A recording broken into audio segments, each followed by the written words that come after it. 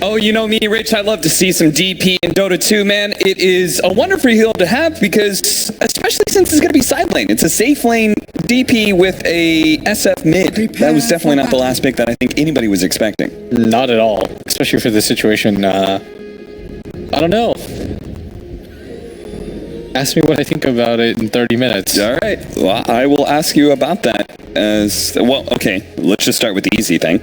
What do you think about the Templar Assassin versus SF matchup? I have seen an SF win this matchup. Yes. But it was not easy. It had to be a very good player to pull that off. Well, he's going to start off with a decent advantage, being able to kill the enemy mid-ward already. They might actually catch him on the way back in, though. That's what they're trying to do. Yeah, this is an interesting little move if they can get a fast kill on the SF. ASD, just run back. Don't do it. Don't do it. Don't do it. Bait him, don't do it. Oh, surprise. There's going to be Rainfire Blast, Swashbuckle, and ASD's like, what the hell kind of gank is that? Well, it's a gank that got Ace first blood. That's what that was. ASD got baited so hard by Fada. It's like, okay, Fada's just going to walk there? Cool. Nice. They gave Fada an extra tango to work with in lane, and immediately ate the ward, so he's going to get full HP regen. The battle begins. Off the little bit of damage that he took, they're going to be able to get the 2 bounty runes. Oh my lord! I can't believe that worked. Another thing to talk about is the fact that we did have this early Pango pickup, but with the Night Stalker grabbed, really need to downgrade that Pango, and so they're going to make it a 4 position, and they picked up the Enchantress as a core here. William, is there anything about the core Enchantress that you like in this game? I mean, it's really good against like BKB carriers naturally. Mm-hmm. And I think that as long as she gets like a hood or a BKB herself, I think she's going to be nigh unkillable. Yeah. I think like when you saw the first 3 picks, like in this case, like Enchantress actually works relatively well against Night Stalker because he actually needs his physical damage now. Yeah. Because of his ultimate giving the extra physical damage, he's more right-click oriented than he used to be. And then like tanking his magic damage, yeah, but as you said, you get 1 hood and you pretty much take away a lot of that Burrow Strike epicenter initiation. So we're going to be doing some lane swap runing around. They don't want to have the Wraith King versus the Death Prophet, I presume. They want the Enchantress in that matchup.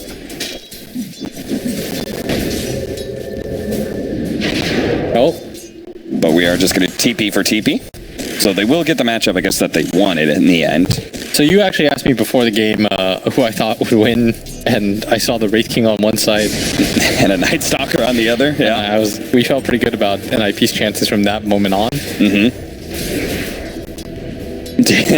I mean, you almost had to feel better when you're like, oh, that's side lane Death Prophet? Is that really a thing? Well, Dire's top tower. I guess we're going to find out if it's a thing. There's a lot of question marks about this game, I guess. Dude, the Fatal Bonds, but there is going to be able to shackles on to Sylar. It feels, you know, side lane DP, you just go kill her. Yeah, this is not a thing. Because the thing about it is her heal is not that good. Yeah. Like, it's a scaling ability. Remember when it used to be, like, straight up OP? Yeah. But it is no longer as good as it used to be, as ASD was looking for the block. Can he give a triple raise? He's got it. 1 more long-range raise and does manage to finish off the Templar Assassin. ASD's a beast. Blitz, you said that you saw an SF win this matchup before. What was the matchup? What was the players? It was Sumail versus mid one. That's right. And I believe Kyle said it was a very one-sided matchup, and it is. Don't get me wrong, but these guys, they're overplaying their situation for sure. Yeah. Goes to show that the curse of Kyle, he can linger. It stays forever. He's not even on panel, but it somehow stayed into a different tournament entirely. 2-2, 2.5 minutes in, a long push coming in to this top lane. His 33 is just, he's pushing in aggressively against Night Stalker, and there's not much he can really do against him. Right-click him without any fear of reprisal. Yeah. Look at this. How's this balance? And Night Stalker's got pretty good armor, but he's like, this is a little bit too much. Like, I'm getting hit too often. As now the mid matchup. So the way that you're supposed to win this matchup is just hit the TA as often as you can. Yeah. As they obviously see Firefly. Sox is now going to make his way here. Firefly just going to pop the Sandstorm. I mean, he can outlast Soxa. He can just wait if he wants. Yeah, that's true. They're going to try and come in. They have a swashbuckle. Do manage to get a lucky shot, disarming ASD and slowing him down a bit. Oh, Firefly is actually going to go for the stun. Didn't think he would. There's still plenty of refraction charges on Fada, so he won't take a whole lot of damage from that bit of aggression. I figured they would just want to keep playing bottom lane with Firefly. Just keep on trying to kill the Death Prophet with your quadruple stun lineup. Yeah, I figured so too. I will say, by the way, this Night Stalker is doing much better than expected, and this SF is doing much better than expected. And because of those two things, I could see this game being close. I do prefer NIP's lineup, and I did think it was going to go 3 games, not to backtrack or anything like that. Mm-hmm. But something people should appreciate more is, you know, new info in the game. I can't just hold to one team. Base Boots in July. He's doing good on CS, but if he dies here, it's going to be tragedy. He's going to be able to get back to the tower. 33 He's thought okay. about going for the dive, but decided against it. Yeah, it wasn't fast enough. Yeah. So he's done fine in CS, but he is having to use a lot right now when it comes to regen and such. And ASD trying to bait out Fada, but barely just gets that up. Is going to pop the salve. Wait for the rune as PPD made his way around, but the aggression ends there. 5-minute bounty. Ace has actually been left alone at bottom lane. We'll see what he does about the bounty situation, as they are going to go on him here. As he used the Wraithfire Blast, is going to go for a TP away. How little damage that is. Yeah, it's so small. It's so bad. Like, in the early levels, that's why we see her as a solo laner. You get to the point where you just get items and it doesn't really matter as much. I mean, before it was straight up broken as an ability. Yeah. If you recall when you could solo kill people with that spell. I mean, when every part of it scales, the percentage of it scales, the speed that you get is stolen, the recharge time scales, and the charges scale. Like, it's so important for you to get levels on this hero. That being level 4 at 5.5 minutes isn't going to be super encouraging, but if ASD's having a great game, then maybe it's worth it. And he has 28-7 right now compared to the 23-7 of the Templar Assassin. Realistically, getting first blooded like that doesn't slow down your own game. Yeah. It just kind of helps out aces. That's really where the difference comes in. The downside, though, is that, I mean, NIP, they can just hold static in their lanes, and none of their lanes should really be able to die. No. Realistically speaking, this Enchantress should be unkillable. Dire are scanning. As in July is level 4. Yeah, that's the rough part. His CS was fine, but then he had to leave lane. Sand King took over.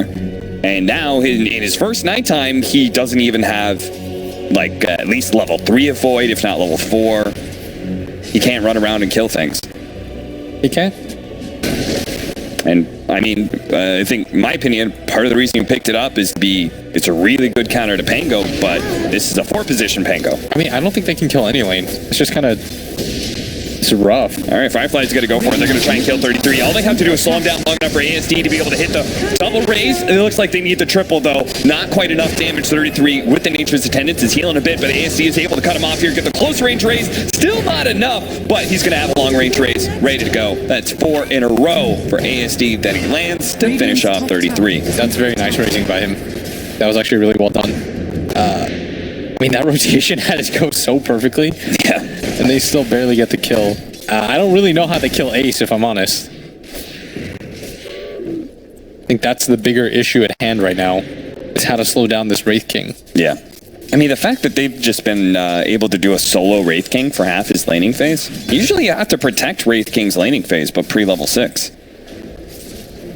But look at him, he just farmed a neutral camp with all his skeletons. Yeah, he just doesn't care, and Firefly is Dire's middle tower is under attack. sitting here. Both the supports from NIP were able to leave. Firefly's just kind of hunting. They want to go for the dive with 33, making the rotation across with the impetus. Siler just going to try and boost out of the trees here. They're going to split up their targets, going for both Siler and Tian Ming at the same time. Who is going to try and give a heal over to Siler, just doesn't do it fast enough. There's going to be the Fatal Bonds with a Night Stalker coming in with the Dark Ascension. There's going to be one disable out. 33 is going to be his target of choice instead of Peter, but there is that 3 levels of Untouchable that's slowing down his damage quite a bit. He has another Void coming up. He's actually going to be a little bit short on mana. Did he actually juke Ace right now? Oh my lord, Wow, he did. really did. I just kind of assumed he was going to die in the trees, and now Ace is going to die. He's not going to level Reincarnation because he knows all these heroes have rotated out. Look at him, he gives him the offensive tip. Radiant's middle tower is under attack. They did kill the courier during that time, but that, I mean, that should have been an easy 2 for 0. Yeah. And instead, they lose their highest net worth hero, and ASD just continues to get bigger. Why don't they just focus on killing the Death Prophet together, you know? Siler. Dude. One shot. That's enough to force him back. In July with his first successful rotation. He's filling in the shoes, of course, of Inflame that they swapped in, and he already showed he can compete with Inflame's Bat Rider. He needs to be able to show that he can do the same with the Night Stalker that Inflame also played about 2 weeks ago. This is going to be the reincarnation level up. They're going to try and fight around the second life, but the Fatal Bond's already done so much damage to 33. Nature's Attendant is going to be slow to heal him up. They do have the Templar Assassin cutting across it. They can just lay into Silent right now, bursting down. Don't let that Exorcism damage to prolong. They do kill him, and now in July, double slowed down before he can get into the trees. A good turn from Ninjas and Pyjamas as they go for the push at tier 1. I mean, that was an alright idea, but they didn't have half the heroes. And Ace was a long kill. Yeah. I mean, they had to know, like, especially once he did level reincarnation, Yeah. they were going to turn and fight. I think they're just making sort of desperate moves because they understand like how badly the laning phase went. Yeah. So they're just trying to do anything that they can on the map at this point. That's what it feels like anyways. Because you don't make that play if you feel like you're even in the game. Certainly not. You just probably go abandon lane, trade tier 2s, trade tier 1s rather. Looking at top is Firefly. Gotcha. I'll take your tribute. Another part is they just need levels, right? They still need level 6 on the Warlock. They just need they need so much found. I mean, they're a very ulti-dependent team as well as 33. Wait up. Just gonna chuck out. Killer duo right here. The Sables combined with just the raw damage of 33 for the Night Stalker, who's going to close ranks here. Once again, the Untouchable making things very difficult to get any swings on him, especially Saksa disarms him as well, which he does with the Swashbuckle. They needed more disables for ASD to be able to lay out the damage. Look at 33 even daring to turn around, throw some shots at Firefly. They just don't really have Wasted Catch right now, and this is going to hurt them. This gets harder and harder. Yeah, this has been a 3, 4, and 5 position from Team Sirius, none of which have shown any sort of game yet. Again, not a big fan of Wraith King lately, by the way. Yeah, yeah. Not a big fan of Night Stalker. Yeah, yeah. I feel like only one team have I seen really utilize it well and to actual success, and that is the team you're facing? Yeah, exactly. So they probably know how to play against Night Stalker as well? They're abusing it. They're just like, pick good lanes. Put him in a solo matchup he can't win and then go aggro. Yeah. Smart idea. Very easy to execute. Now it's NIP that have effectively won 3 lanes and can just sort of march down. And Sirius have done a pretty good job of like moving their SF around to get kills because he's really the only person that has any sort of aggressive features to him right now. But there's just so much you can ask of him, right? And part of it comes down to like this, like the SF pick worked out, but not when you decided that you were going to swerve and have it be this side lane DP. Yeah. And as a result, like Death Prophet's had such a bad game. Because normally you would put Death Prophet mid and you would have some sort of safe lane hero who would probably be a frontliner for you. Yes. And that would help the Death Prophet have more of a game with their Exorcism. You'd have higher level Death Prophet and you'd be pushing powers yourselves. But as a result, they can't get that momentum going. There is some upside though for Sirius's lineup. I will say that I think their lineup is very good at fighting without items. Or like very minimal items. Yeah. They're a quote-unquote cheap team in this regard. Because Death Prophet really just needs Yules to be a threat on the map, right? And Sand King just needs Blink. Night Stalker doesn't really need too much to function either. In that regard, their lineup is still like manageable in some ways. And because of that, like they have good teamfight ultis. I could see them coming back into this game, but it'll have to come down to like one big fight. And I'm not really sure how they take that big fight. And you did say minimal items. That meant, like, you know, you actually need to get an item on your Death Prophet, who died again, and has had his Yule Scepter delayed to who the hell knows when. Could be a 20-minute Yule Scepter at this rate.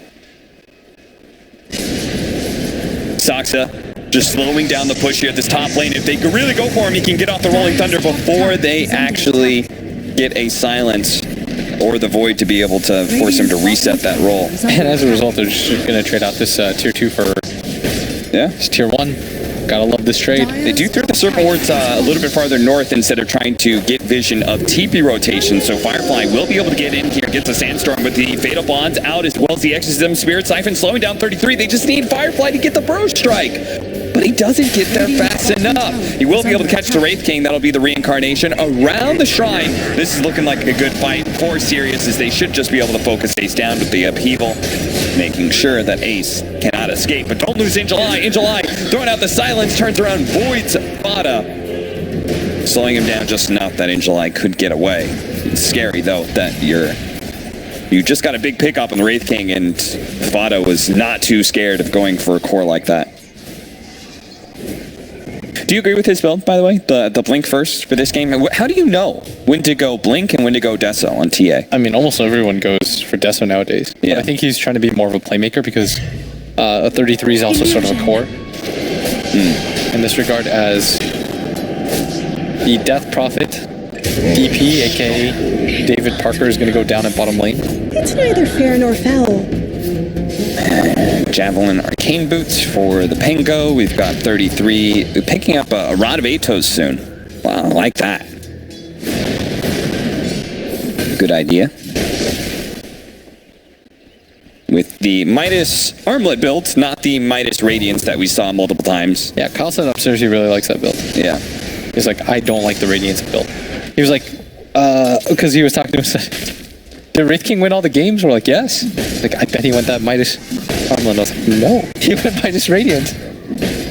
It does feel like such a powerhouse single target build. And in a lineup like this, right, where you want to get on top of Death Prophet or SF, and just, you don't want to do that fancy damage over time slowly, but no, you want to beat them down. I agree. You want to be that unstoppable swinging force. It's really good when you have to play against these heroes that you have to sustain off of. But like when you want to just take down, especially when you have such squishy cores on the side of Sirius, I think it's really good. Well, another nighttime. Is Sirius ready to engage in any way? They wanted to fight. They're not going to defend this tier 2. It looks like Sylar kind of thought they were going to, but somebody made the call. It's not going to happen, dude. We're not defending that. Way too hard of a fight to take. If they can maybe get Spirit Vessel, that'd be nice, but it's still just a little bit far away for this Night Stalker. Dire's top tower is under attack.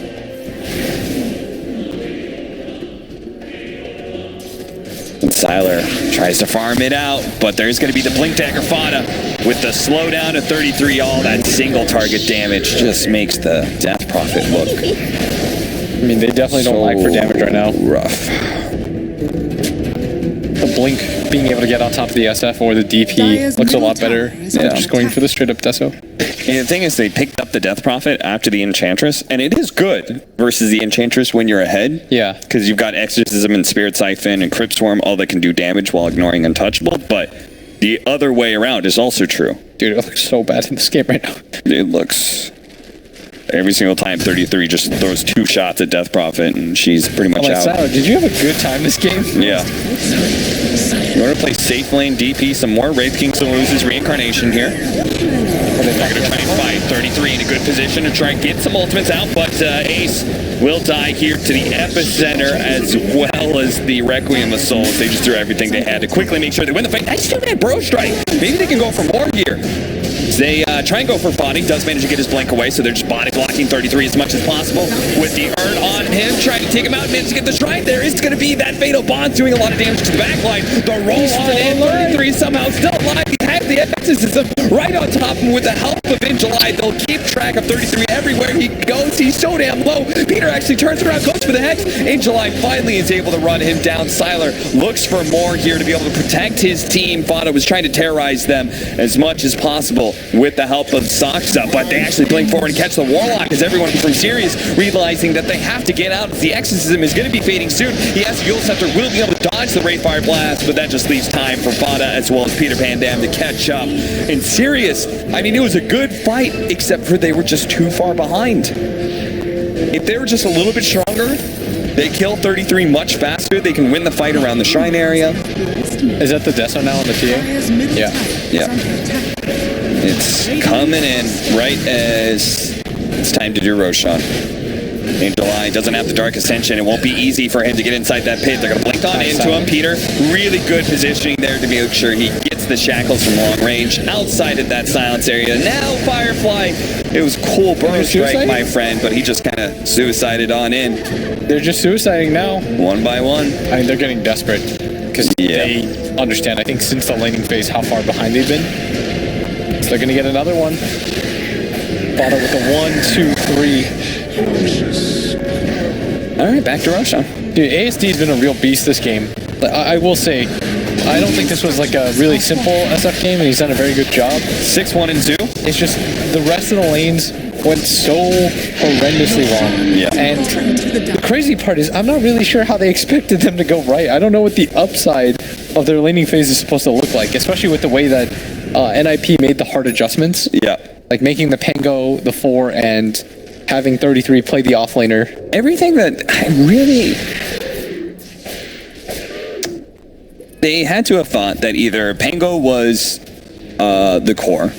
Yeah, because They then were they dealing get, with an Enchantress support. so then they get SF versus Pango versus NS one-on-one. yeah, which and that's he's gonna fine you're with. gonna win. Yeah.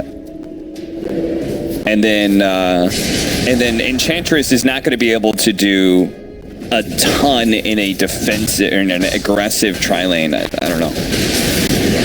Peter, Pick off whoever you can. get whatever kills you can and just commit as many ultimates as you can as well.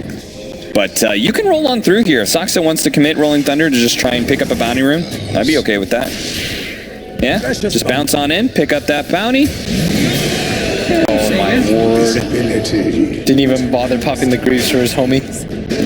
He's like, how can I say? I guess SF with Guardian Greaves can be kind of a frontline hero for you. I'll take your tribute. For the Death Prophet, but not good I mean, enough. the Death Prophet needs so many items right now. Even if he gets Ags at this point, it doesn't help his survivability. He needs a Shiva's minimum. A Ghost Scepter would be sick this game. Oh yeah, that would help against, you say the armor against the physical damage, but the Ghost Scepter would help protect you against the Enchantress as well. Yeah, you think he should just go for it now? I think he sort of needs the Ags because he needs damage. Yeah. Like, he probably needs to build towards the later end of the game anyways. There's just no easy solutions here. If I'm just like being blunt. Like everything that you go for, I can make an argument against at this point because of how far behind they are. Yeah. I'd say this game though is like, it's still 80-20, 75-25. Firefly? Oh, that wasn't really the blink plays that he wanted. Fortunately, he didn't get hit by the dust. They can't see in the sand.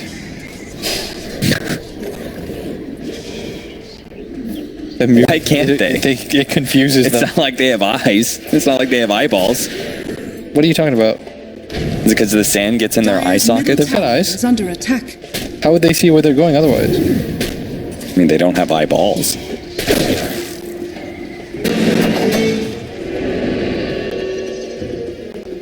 What is going on? Firefly's just playing some putt-putt games with them right now.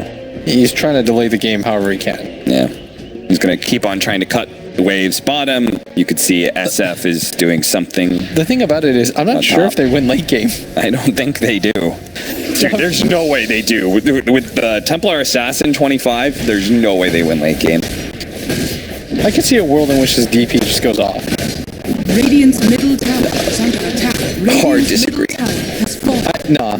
Pull up the win probability. I think it's only like 80-20, 75-25. What is it? I mean, it wouldn't Nice. surprise me if it's, yeah. It's 75-25. Yeah.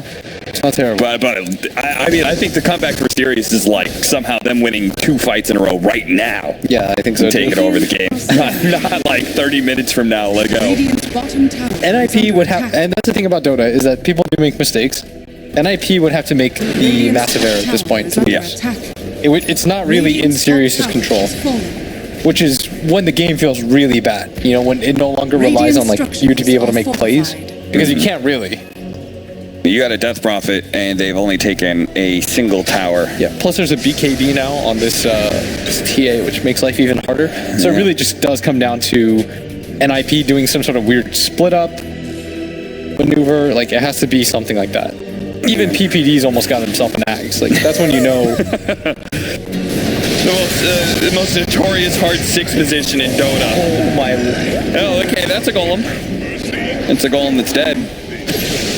But it was a golem. Firefly will be able to blink away. And they're going to go back in here. Not allowing that Pango to be able to get off his Rolling Thunder. They're going to be able to get the 2-man Bro Strike, keep the silence on these Zeros as best as possible. There is a lot of damage coming out from 33. It's on Angel Liable. They're controlling up ASD, but he fortunately lived long enough to be able to get one more raise off. A big AoE explosion does enough damage to be able to bring down the 2, but they both have a second life. And he missed the Burrow Strike. Oh no. He doesn't hit Ace. Spada wasn't alive yet. Dude, that would have been a kill.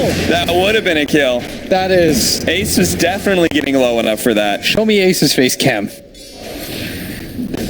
Okay, he didn't react to it. I would have left. Maybe it was too late. Well, oh boy. On the plus side, Siler just got 400 more gold closer to his Aghanims. That was very well done by PPD, by the way.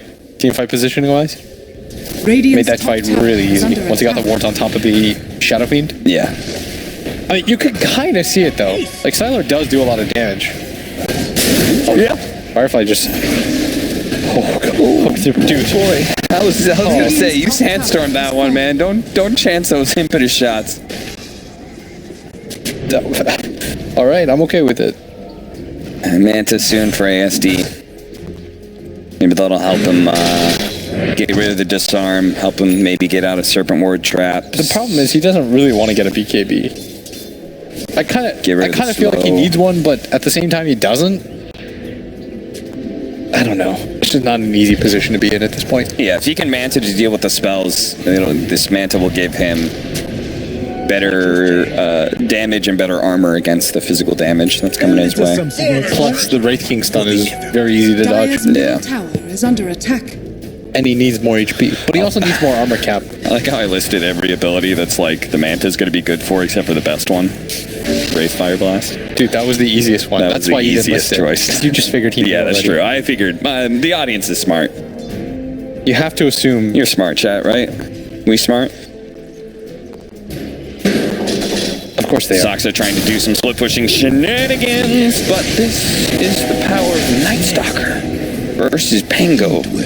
You don't have a game anymore. No. Fought a fast kill onto Tianming. Not enough. He needs to 3-shot the supports instead of 2-shot them. Also, this Warlock had the sickest positioning in the team fight.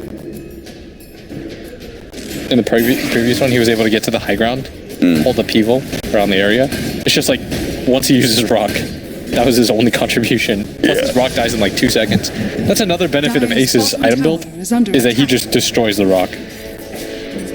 It seems like a lot of times the sustain of nature's attendance just outdoes the fatal bonds damage as well. Structures are fortified. Trying to get their second tower of the game. Sirius is split pushing bottom lane, but there's an Axe now on the DP. Oh, dude, I can definitely see like they can get this pick off. DPD's invis though. Yeah. Oh, if the TA somehow shows himself just a little bit, they want to be able to commit for this one. The epicenter is coming out. They're going to blink it, bro. They didn't actually see the Sand King. They're going to try and quickly take him out, but the BKB goes down. Now he turns, kills Firefly. They do at least get the Shadow Shaman, but they had a Serpent Ward trap once again from Peter Pandam that catches the SF. Yo, did they really think that was going to work? Yeah, I mean, they have one stun to kill a BKB hero. Yeah, that was crazy. I'm not insane here, right? That was very unlikely. That was, I think it was like...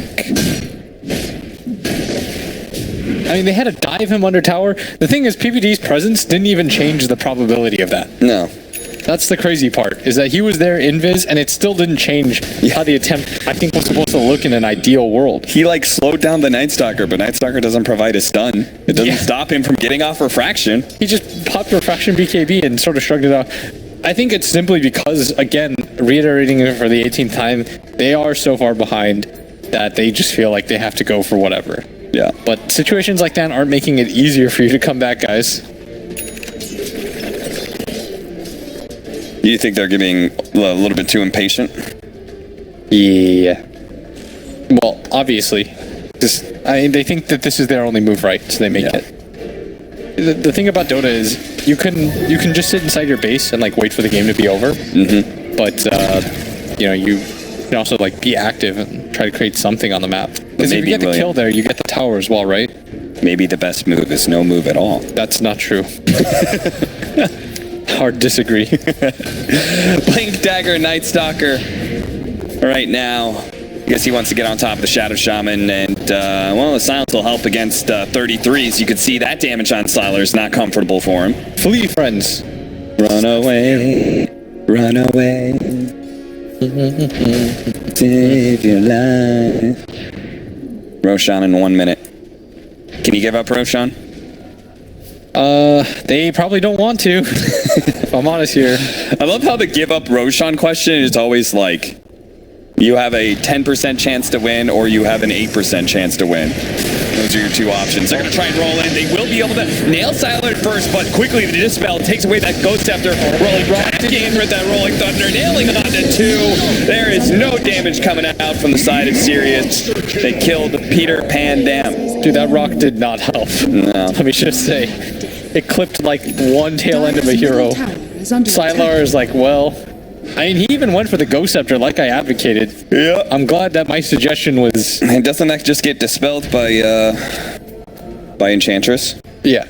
And trust me, it didn't help him at all. He died in 3 seconds. Radiant are scanning. They're so far behind. Is under attack. All right, Radiant structures are fortified. roll it up, hit the tier 3. And we answered that burning question for everybody involved. What would a side lane Sylar DP look like? You wanted to know. Now you've got your answer. It did not look good.